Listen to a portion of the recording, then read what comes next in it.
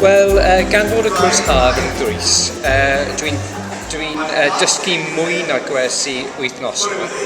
Ac ar ôl un dydd, o'n i'n meddwl mwy yn Gymraeg nag eiriod. Dwi wedi mwynhau y gweithgareddau. Da ni'n cael ar ôl y cwrs. Enghraifft, cwrs dosbarth yoga neu canu efo'ch gilydd neu taith cerdded, pethau fel yna.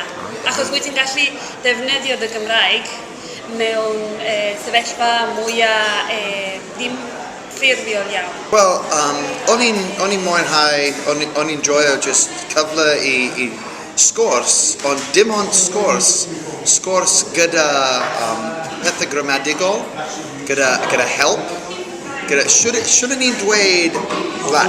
Yeah. Lot o gyfle i gael help.